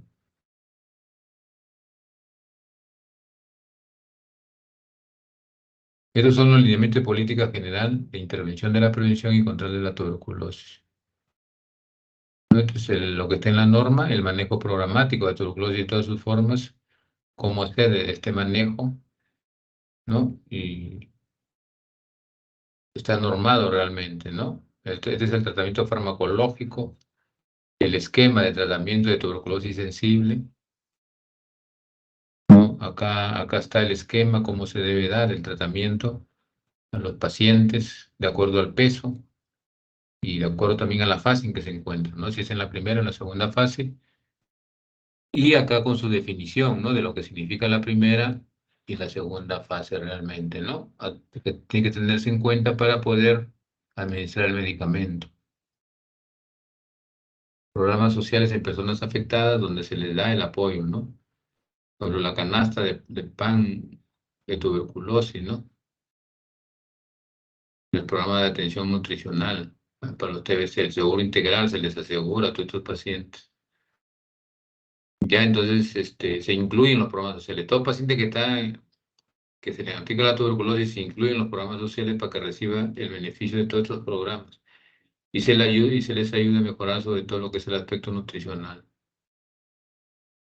Red Nacional de Investigación, estos son los componentes de estos lineamientos de política, ¿no? ¿Y esto para qué? Para fomentar la investigación realmente en la temática de tuberculosis. No hay pocos trabajos de investigación, sobre todo en provincias o en regiones, que nos permitan realmente poder utilizar los resultados para la lucha contra la tuberculosis, ¿no? Por ejemplo, vemos acá en Lambayeque, el lugar que ocupamos en lo que es tuberculosis, sin embargo, son pocos los estudios que hay y que contribuyen a mejorar, ¿no? esta tendencia. Entonces hay que incidir bastante. Y hay diferentes, ¿no? Áreas temáticas como la que usaron ustedes acá, ¿no? Que pueden investigarse, situación actual de la tuberculosis, investigaciones en tuberculosis pediátrica, tuberculosis y comorbilidades, determinantes sociales de la tuberculosis, estrategias del control de tuberculosis y así sucesivamente, ¿no? Existen varias áreas temáticas sobre las cuales se puede investigar, ¿no? Acá están, ¿no? Las metas que se persiguen, de acuerdo a las estrategias que se han planteado, donde hay reducción de la mortalidad, realmente se plantea reducción de la mortalidad por tuberculosis, ¿no? Desde un 35% en el 2020 hasta un 95% en el 2035, que es lo que se ha planteado. ¿No? Y al 2035 se plantea no más familias afectadas que se enfrenten a gastos catastróficos debido a tuberculosis, porque los gastos por tuberculosis realmente en familias que tienen tuberculosis, algún integrante, demanda gastos altos muchas veces. Y ahí está la causa de abandono de tratamiento o que no se sigan las indicaciones, ¿no? Luego tenemos también otras estrategias en lo que son enfermedades transmisibles, la Estrategia Nacional de Prevención y Control de ITS, SIDA. Es el marco normativo, ¿no? O sea, todas las normas que existen para el control de estas infecciones, ¿no? Miren cuántas normas existen, normas donde está todo establecido, sin embargo, la prevalencia sigue incrementándose, ¿no? Casos acumulados, miren, al 2017, 109.000 casos de VIH y casos de SIDA, 40.000. En el 2017, o sea, hace 6 años, 5 años aproximadamente. Número de personas viviendo con VIH en el 2016, 70.000 personas viviendo con VIH, ¿no? Y la epidemia concentrada en población, ¿no? HSH, entonces la prevalencia 12.4 versus la población general que es 0.23, ¿no? Entonces se veía que en este grupo poblacional era mucho mayor que en la población general la epidemia. La transmisión es predominantemente sexual. 97% de los casos que se encuentran son de transmisión sexual. Y la relación hombre-mujer 4-1. O sea, más hombres tienen VIH que mujeres, aunque actualmente medio como que se va incrementando el caso de las mujeres. Lima y Callao concentran el 70% de los casos. Miren la alta prevalencia que hay en Lima y Callao. De todos los casos a nivel nacional, el 70% están en Lima y Callao. Ahí está el número estimado de niños y adultos que viven con VIH. Y ven esa curva, ¿no? Cómo se incrementa. Ese es el número de muertes por SIDA, ¿no? A nivel mundial. Hasta el año 2004, 2005, miren cómo se iba incrementando los casos de SIDA y las muertes. Y después empezó a disminuir cuando empezó a darse ya tratamiento a todos los pacientes que tenían la infección por VIH. Estos son algunos datos del Ministerio de Salud del Perú que estima que unos 87.000 personas que viven con VIH, de ellas aproximadamente una de cada 4 aún no saben que tienen la infección. Miren, o sea que pueden estar andando por la calle y transmitiendo y uno de cada 4 no saben que están infectados, ¿no? Asimismo se estima que ocurrieron 3.309 infecciones por VIH en la población general y que el número estimado de nuevas infecciones anuales disminuyó en 5% en el año 2010 y 2018. Y desde 1983, ¿no? A diciembre del 2019, los datos acumulados registran 120.000 casos de infección por VIH y 43.000 casos de SIDA, ¿no? De los 120.000 casos de infectados. O sea, más o menos que significa el 30% aproximadamente, ¿no? Son casos de SIDA. Este es a nivel nacional, ¿ya? Siendo la mediana de edad 33 años, ¿no? Esta es la mediana. 33 años, miren, la población que hace la enfermedad, o que hace SIDA en este caso, ¿no? En el último quinquenio, del 2014 al 2018, se ha notificado un promedio de 6.870 casos de infección por VIH y 1.557 eventos del estadio SIDA por año. A pesar que ha disminuido, pero es alto todavía, ¿no? Pero ya se va controlando en ese sentido. Aquí están los casos de VIH y SIDA notificados, ¿no? SIDA son las columnas rojas. Miren cómo aumentó, acá disminuyó, volvió a aumentar y de ahí ha disminuido, pero todavía se mantiene, ¿no? No es una disminución drástica como por ejemplo los casos de VIH que sí se están incrementando. Miren cómo se incrementan. Acá disminuyen, pero acá vuelven a aumentar. ¿Ya? Entonces los casos de SIDA, de VIH aumentan. Los casos de SIDA como que disminuyen, pero no en una gran proporción. 80.1% de los casos de SIDA y 77% de los de VIH fueron varones. Ya más son varones, ¿no? Y en el 2019 hasta octubre la relación fue de 3.8 o 4, ¿no? Varones por mujer en VIH. Y para los casos de SIDA, 4.5 hombres por una mujer, ¿no? O sea que más hombres murieron de SIDA que mujeres. Y del total, el 55% de los casos notificados por VIH y el 48% en estallido SIDA se presenta en el grupo de edad de 20 a 34 años. Es el promedio. Como dijimos ahora, en la gráfica era 33 años, ¿no? Pero acá pone un rango entre 20 y 34 años. Son las vías de transmisión de la que hemos hablado, donde la principal es la transmisión sexual. Aquí menciona con un 98.3%. Número y porcentaje acumulado de casos de VIH notificados por departamento. Miren Lambayeque 1, 2, 3, 4, 5, 6, 7. Acá está en el 7º puesto Lambayeque, ¿no? Entre los de mayor prevalencia, el grupo de acá. Miren, ¿no? Entonces, la raya roja es el acumulado, ¿no? Y las columnitas son los casos de VIH que se van presentando, ¿no? Esos son los notificados, ¿no? De hasta el 2017. Vemos ahí, ¿no? La gráfica lineal, que son casos por infección o por el virus, y las columnas rojas son los casos de SIDA. Bueno, esto lo hemos visto, es la de transmisión. Y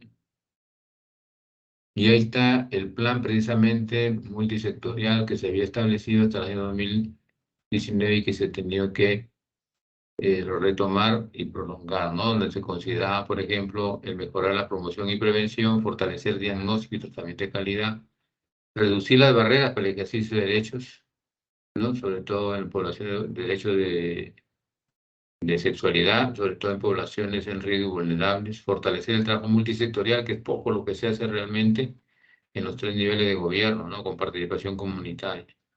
Entonces, esa es una de las debilidades, ¿no? Porque no se ve realmente participación comunitaria ni un trabajo multisectorial. Cada sector trabaja por su lado, ¿no? Fortalecimiento de la gestión y rectoría del Ministerio de Salud. Hay que fortalecer eso, ¿no? Porque el Ministerio establece las normas y el resto de instituciones hacen lo que quieren. Estos son los avances en las intervenciones, ¿no? ¿Qué se ha hecho? Actualización de las normas técnicas de ITS, ¿no? Se ha hecho, se ha actualizado normas, se han publicado, se han difundido, se ha capacitado. Pero como dicen, entra por un oído y sale por el otro, ¿no? Esperamos de que en esta clase no suceda lo mismo, ¿no? Y que me estén escuchando.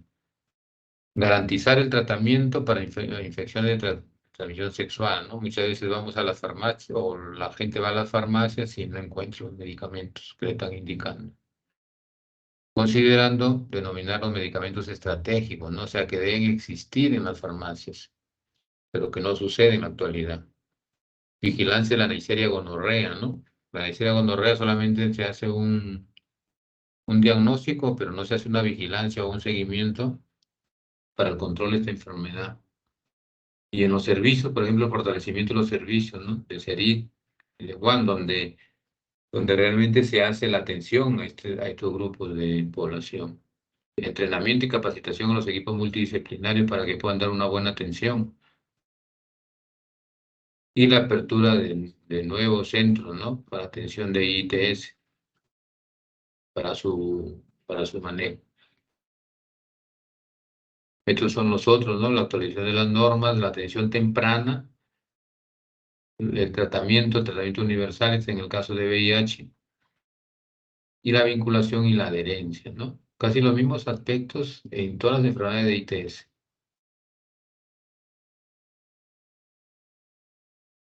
Eso es frente a las enfermedades metaxémicas, ¿no? Las otras enfermedades transmisibles, que son transmitidas por vectores, son consideradas como causantes de los principales problemas de salud.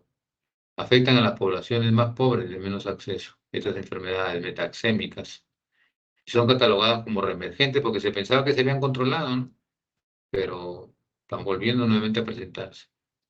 Afectan gran parte de la población y tienen un gran impacto sobre la salud pública nacional, ¿no? Por el impacto que tienen y los resultados que presentan, ¿no? El incremento en la transmisión y de los factores de riesgo ha hecho prioritario su abordaje, ¿no? Porque como vemos, ¿no? Por ejemplo, el caso de dengue nomás, ¿no? Reemergió el dengue, hay un incremento en la transmisión y aumentan los factores de riesgo, ¿no? ¿Cuál es el factor de riesgo, no? Por ejemplo, la presencia del mosquito o zancudo, ¿no? Los anegos que facilitan realmente su reproducción, ¿no? No hay una adecuada captación. Entonces eso facilita, ¿no? Son problemas de salud pública, de amenaza permanente, porque se pueden presentar en cualquier momento, ¿no? No podemos decir ya desapareció esto, ¿no? Porque hay condiciones ambientales que hacen que reaparezcan nuevamente. Están condicionados por múltiples factores y muchas veces la intervención del hombre es casi nula. No participa, ¿no? En estos condicionantes, en el control de estos condicionantes, ¿no? Dentro de las metaxémicas tenemos la leishmaniasis cutánea, la mucosa, la bartonelosis, la enfermedad de Chagas, la malaria y el dengue, ¿no? Que son las que más nos afectan. Estas son, ¿no? Las enfermedades metaxémicas con los factores condicionantes, ¿no? Los cultivos de arroz, ¿no? La expansión de rutas de comunicación, con las zonas donde se presentan estas enfermedades, ya hay un contacto, la población de políticas de exportación, ¿no? Y así, ¿no? Hay muchos factores condicionantes que precisamente contribuyen a la presencia de estas enfermedades, ¿ya? Hay más factores, miren, las altas temperaturas con periodos lluviosos, creo que generan lo que han generado aquí en Chiclayo, miren, ¿no? Y que tanto tiempo está demorando para que esto desaparezca. ¿Por qué? Porque lo han dejado a que el sol seque todo esto. Y no ha habido la capacidad eh, de poder participar, ¿no? En la eliminación de estos aniegos, ¿no? Entonces, mire, gran acúmulo de agua en calles, sin pistas, sin ni vereda con drenaje, ¿no? ¿Han visto las pistas? ¿Cómo han quedado? A las altas temperaturas, este calor que se está dando, el crecimiento desordenado de la población, ¿no? O no construye donde quiere, ¿no? Encuentra un espacio, pues miren que hasta en las veredas están construyendo, ¿no? Los carros, ¿no? ¿Cómo se ponen, ¿no? Sobre las veredas, no dejan ni pasar, hay que bajar de ahí para cruzar con el peligro de que nos atropellen, ¿no? No hay servicios básicos, ¿no? Miren, la gente en las zonas, acá no más cerca, ¿no? No tienen agua intradomiciliaria o les cortan el agua. O sea, todo eso condiciona de que estén presentes estas enfermedades, ¿no? Y tenemos factores condicionantes, ¿no? El crecimiento desordenado de la población. y las autoridades tranquilas, como si no pasara nada, teniendo el presupuesto a su mano para que lo puedan hacer. Y el desencadenamiento precisamente de estas enfermedades taxémicas están relacionados con los desequilibrios entre las variables, ¿no? El clima, la pluviosidad, los movimientos migracionales, la gente migra de un lugar a otro, tratando de estar mejor, la temperatura, el calor, miren el calor que tenemos actualmente, la siembra y los cultivos, ¿no? Donde es presencia de zancudos, de mosquitos, de otros insectos. Entonces la responsabilidad de controlar y mantener estas variables en equilibrio es tarea de todos. Lógico, pues es tarea de todos, ¿no? Y reclaman a salud solamente que tiene que participar en la solución cuando son todos los sectores los que tienen que intervenir. Y todas las organizaciones, ¿no? Ahí están las tasas de afectación de enfermedades, ¿no? ¿Y por qué se da? Porque hay una persistencia de condiciones socioambientales para el desarrollo de estas enfermedades que son las que hemos visto, ¿no? Las condiciones en las que vive la población. Hay una respuesta inapropiada de los servicios de salud. Se está presentando las enfermedades y seguimos esperando, no atendemos a la población, no hay medicamentos, no hay reactivos. Y los estilos de vida, lógicamente, favorables para la transmisión. Ya, nosotros creamos, no digo nosotros por nosotros, ¿no? Sino en forma general, creamos las condiciones para que las enfermedades se les presenten. Si lo único que tenemos que hacer es prevenir y no dar las condiciones. Que las autoridades participen mejorando la salud ambiental. Ahí está, ¿no? Efecto del fenómeno del niño. Bueno, el fenómeno del niño es el que está por venir ya. Constituye uno de los principales encadenantes en la notificación de los brotes en las fases pre, durante y después de los eventos adversos, ¿no? Cómo termina la población y cómo terminaría si es que no se toman las medidas adecuadas para enfrentar el fenómeno que está programado para octubre, ¿no? Para octubre aproximadamente. Y ahí sí hay que prepararnos bien porque ese sí va a ser el fenómeno del niño. ¿Y los grupos de mayor riesgo cuáles son? Los niños, las madres gestantes y los adultos mayores, ¿no? Que son los que más sufren, ¿no? El impacto de estos problemas de salud. Entonces, se plantean lógicamente los planes, ¿no? Los planes, las estrategias, y con objetivo desarrollar actividades que permitan disminuir los factores de riesgo, ¿no? Porque en enfermedades transmisibles lo que se tiene que trabajar son factores de riesgo también. Para la presentación de enfermedades metaxémicas, que son las que más se presentan, y las zoonóticas, ¿no? Dentro de las metaxémicas, pues dengue, la malaria, la bartonela, la leptospirosis ahora, ¿no? Que hemos tenido casos, ¿no? Que menos que dengue, pero hemos tenido también. Brindando una adecuada atención curativa y recuperativa, ¿no? Y reduciendo la morbilidad. Pero la parte preventiva también tiene bastante que ver, ¿no? Y aquí están los objetivos específicos planteados: reducir la transmisión de malaria, disminuir la forma mucosa de leishmaniasis, disminuir la forma grave de Bartonella, eliminación de la transmisión vertical en el caso y transfusión sanguínea, ¿no? En el caso de las gestantes, eliminar el riesgo de transmisión de fiebre amarilla urbana. Acá está, ¿no? Las enfermedades metaxémicas priorizadas, porque existen varias enfermedades metaxémicas, ¿no? Pero las que se han priorizado, por ejemplo, son el dengue, fiebre amarilla, chikungunya, Zika, la malaria, la leishmaniasis, la bartonella y la de Chagas, ¿no? Pero generalmente las anteriores, ¿no? Que son las que se han priorizado sobre ahorita, por ejemplo, lo que está dando o presentándose bastante son los casos de dengue. Las estrategias de intervención, ¿no? Cómo intervenir, fortalecer la respuesta organizada del sector salud. Como siempre, el sector salud tiene que ir a la cabeza, pero tiene que estar fortalecido, ¿no? Porque si no, no va a haber ninguna respuesta, ¿no? Al problema. Promover y articular la multisectorialidad. Llamar a los diferentes sectores, ¿no? Agricultura, educación, trabajo, vivienda y todo lo que tiene que ver con el problema para poder trabajar en forma conjunta. O sea, no solamente salud es el que tiene que resolver este problema. Gestionar y orientar los fondos de cooperación internacional, porque existen fondos, ¿no? Si bien es cierto, el Estado los paga, el gobierno los paga, pero existen fondos de apoyo también, ¿no? para poder solucionar estos problemas de salud y enfermedades transmisibles. Promover y articular la participación de la comunidad organizada, los gobiernos locales y regionales, y que haya un consenso nacional e internacional. Entonces, dentro de este consenso, que se formen asociaciones que realmente van a reforzar la lucha contra estas enfermedades.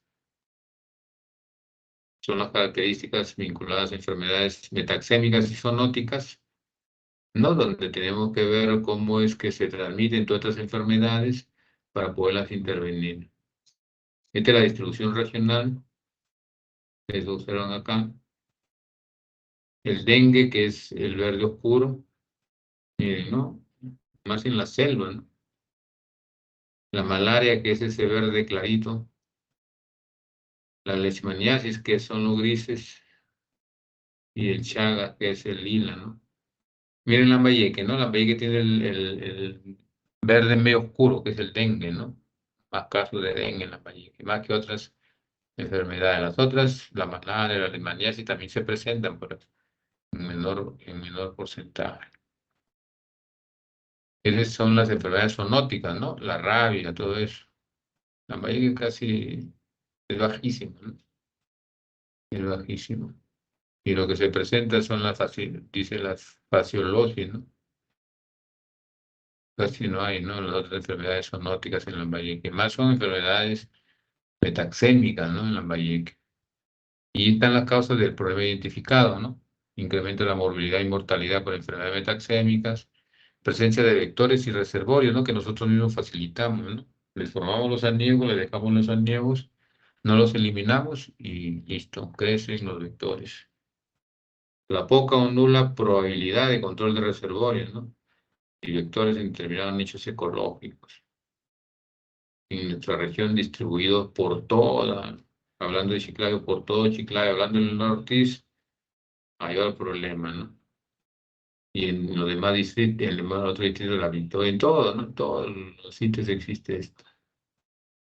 Los vectores y reservorios han ampliado su hábitat, ¿no? Ya no solamente están en determinadas zonas, ¿no?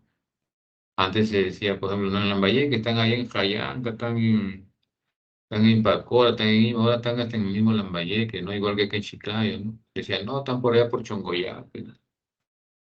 Están por La Traposa, por Batán Grande, no, ahora aquí en Chiclayo tenemos casos, ¿no? Personas que por actividades sociales, laborales o recreacionales se exponen a enfermedades metaxémicas, ¿no? Tienen que viajar muchas veces a zonas afectadas por las enfermedades y padecen el problema, ¿no? El sistema de salud con limitada respuesta para brindar medidas de prevención, diagnóstico y tratamiento. ¿Cuándo mejorará nuestro sistema de salud realmente bastante debilitado, sin capacidad de respuesta? Y nadie se hace caso. Y ahí vienen las próximas campañas y dentro de sus actividades la prioridad es salud y educación. Pero solamente campañas, ¿no? Porque después no hacen nada. Las estrategias implementadas, ¿no? Se han elaborado todo esto, ¿no? Capacitación, han ido profesionales a las zonas de Piura y Tumbe donde el problema es mayor, ¿no? Se han enviado de la OPS médicos expertos, se han enviado ya, todo esto se ha hecho ya. Se ha dado insumos, medicamentos, pero el problema sigue. Las bases legales que se han implementado para la atención de este tipo de problemas, existe la normatividad, ¿no? Y ahí están los objetivos, la finalidad. Se ha propuesto dentro de esta normatividad de atención el modelo de atención integral de salud, ¿no? Con sus tres ejes, la salud física, la salud mental y social, ¿no? Teniendo como un eje central la funcionalidad de estos tres componentes, ¿no? En forma integral, y dentro del cual tiene que ver mucho la participación de la familia, ¿no? Dentro de todo esto. Con sus actividades de prevención, rehabilitación, recuperativa y promoción, ¿no? O sea, que esta atención integral esté conformada por todos estos componentes, ¿no? Desde prevención y promoción hasta la recuperación. O sea, no solamente nos dedicamos a atender, ¿no? A mejorar la salud, es cierto, es bueno, pero también tenemos que hacer prevención. Aquí, ¿no? Nuestro adulto protegido, ¿cuándo se considera adulto protegido, no? Miren, el varón o la mujer, donde hay una participación de la familia, y no solamente de la familia, sino de la comunidad, así como también del entorno, del ambiente. O sea, no solamente de las personas, ¿no? Sino también del ambiente, porque en el ambiente encontramos los factores condicionantes que van a dañar nuestra salud. Entonces, cuando hagamos ese trabajo en esas áreas y lo controlemos, vamos a hablar de un adulto protegido. Están los componentes, ¿no? De la atención integral, trabajo intramural o extramural, que no solamente esperemos que llegue la población al establecimiento, sino que también que salgamos, ¿no? Trabajemos en mapa de riesgo de la población, la sectorización, articulación con las autoridades, en coordinación, ¿no? Participación de las organizaciones públicas y privadas que están en esa área de trabajo. O sea, tenemos que organizarnos, ¿no? Si no, vamos a seguir siempre en lo mismo. No vamos a conseguir nada, como hasta el momento, que no se consigue nada. Esto es un componente de la atención integral, ¿no? La captación, la admisión, la atención integral, todos sus componentes. Acá, ¿no? La provisión de la etapa de vida del adulto. Cuando llega al establecimiento de salud, ¿no? Todo lo que tiene que pasar para que pueda ser atendido, ¿no? La captación en la primera etapa, luego en la segunda etapa ya viene acudir al establecimiento de salud para que reciba una atención integral, ¿cierto? Dada por el profesional. Y de ahí llevarlo a una atención intramural y extramural, ¿no? No solamente esperar que regrese para su seguimiento, sino que salir del establecimiento, hacer seguimiento y monitoreo de los pacientes que ya se les ha controlado la enfermedad. La atención extramural comprende tanto lo que es la visita domiciliaria, la atención a la familia y la comunidad, y el seguimiento y vigilancia de lo que estamos conversando, ¿no? No solamente tratar, manejar y enviar a su casa, sino que tiene que hacerse un seguimiento. Y la visita domiciliaria, que precisamente es una de las estrategias que permite hacer este seguimiento, ¿no? Enviar a personal de salud para que pueda controlar y monitorear cuál ha sido la respuesta de la intervención que se ha aplicado. Ya vamos terminando, jóvenes, ya. Ha sido larga la tarde, pero ya estamos por concluir. Son las principales causas de morbilidad por etapa de vida, ¿no? Acá, por ejemplo, tenemos el adulto mayor, el adulto, infecciones respiratorias agudas tanto en el adulto mayor como en el adulto. En los niños, infecciones respiratorias agudas, en el joven, infecciones respiratorias agudas como principales causas, ¿no? Y en el adolescente, infecciones respiratorias agudas. Y actualmente vemos que las infecciones respiratorias agudas en los hospitales realmente es alta. Es alta la presentación de infecciones respiratorias agudas, aún estando en verano, por diferentes factores, ¿no? El ambiente, seguimos con el ambiente, ¿no? Que es uno de los principales factores que van a contribuir a que se presenten estas infecciones.